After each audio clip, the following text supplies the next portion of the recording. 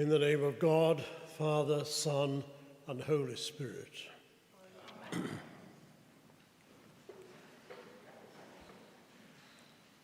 From Paul's letter to the Colossians, God chose to make known the riches of his glory, which is Christ in you, the hope of glory.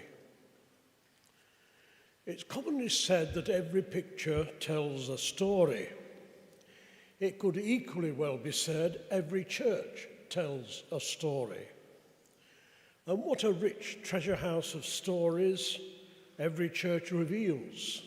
Churches of every shade, size and design, from the earliest fragile wooden structures of our distant ancestors to the grander and altogether large, majestic churches of the medieval period through to this 21st century. After all, York Minster started life as not much more than a wooden hut.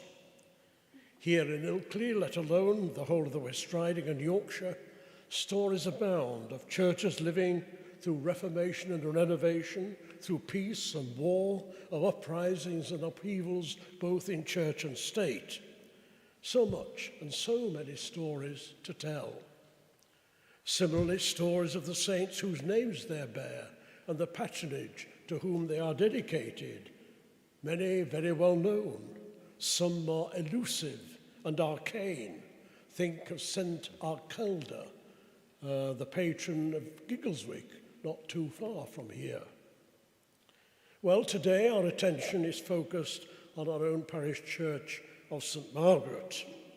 No, not the St. Margaret of Scotland, about whom a great deal is known, but Margaret of Antioch, about whom hardly anything is known, other than that she was apparently one of the many martyred during the vicious persecution of Diocletian in the early 4th century, and even this is disputed by many scholars, to the extent that one respectable source concludes her story is probably fictitious.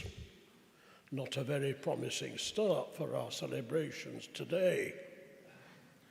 But maybe before we conclude all is lost, we should dig a little deeper and turn not to the Western Church, but to the Orthodox Church of the East, and in particular to the Coptic Orthodox, who will have none of this Western skepticism, but rather celebrate Margaret of Antioch, whom they venerate as Saint Marina the Great, together with the tale of how, like Jonah and the whale, she was devoured by Satan in the form of a dragon and miraculously made her escape. Quite an accomplishment. No wonder she made a name for herself. Now, before we get too carried away, maybe we should reflect that the origin of the actual name Margaret here at St. Margaret's had nothing to do with Margaret of Antioch, but everything to do with the daughter of the vicar, then Vicar of All Saints, Miss Margaret Snowdon, a devotee of this church in its early stages. Only subsequently then did Antioch become attached to this Margaret of Ilkley. Inevitably over time, pictorial representations of her, despite all the skepticism surrounding her existence, came to be made of her. And of course, in the Orthodox churches of the East, it was not paintings or stained glass or statues, but rather the icon, which figured most prominently. There's a particularly striking icon of the 18th century of Margaret wielding a large axe, about to smash in the head of the dragon in the guise of a demon, thus taking a revenge. Not very edifying. Thankfully, Margaret of the Moor is somewhat less terrifying, rather more pacific in her holding and bearing a cross rather than wielding an axe. Nevertheless, the principle remains the same, the quelling of demons. And let's face it, we're not short on demons either. The demonic powers of war and violence, the demons of hunger and injustice, and not least those demons which beset us day by day, our temptations and shortcomings, our petty-mindedness, our lack of charity, and so on.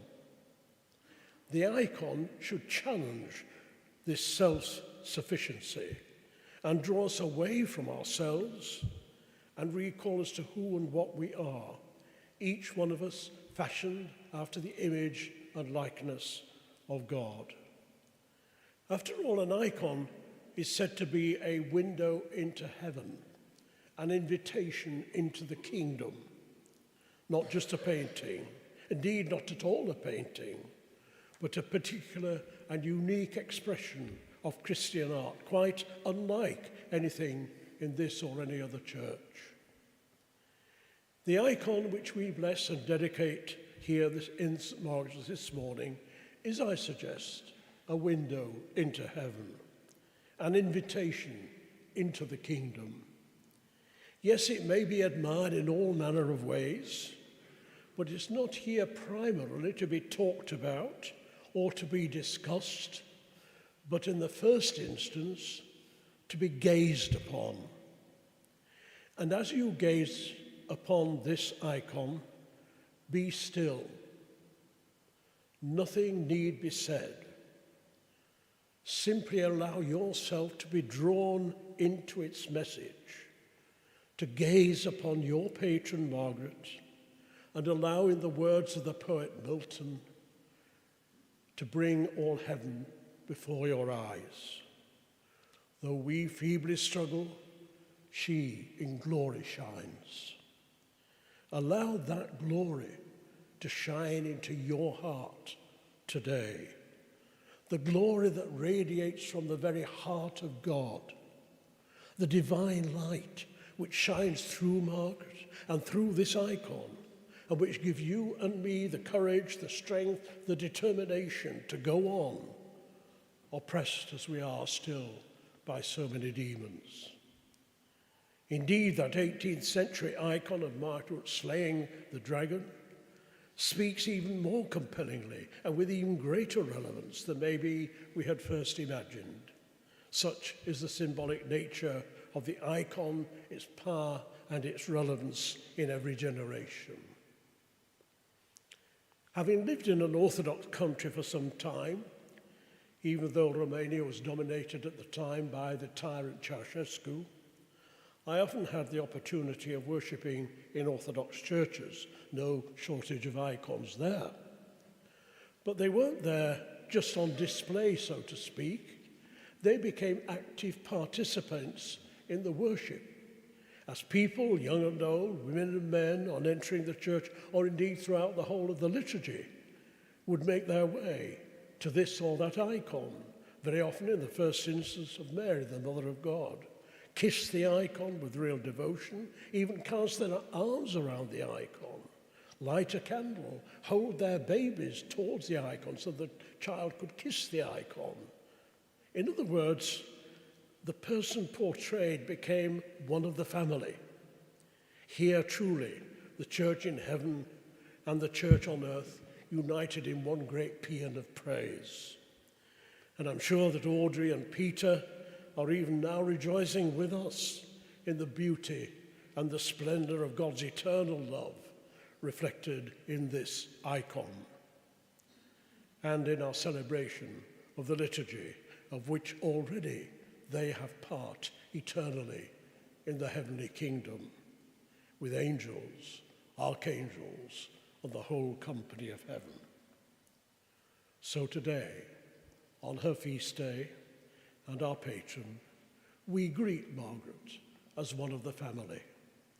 As we gaze on this newly scripted icon, we give thanks for her life, her fortitude, her witness, and pray that today you and I, fortified by the bread of life and the cup of the new covenant, will remain bold, faithful witnesses, and that she will not only continue to encourage us in our Christian living, but also give us the strength, the fortitude like her, to slay those demons which still beset our world, our nation, and yes, even ourselves.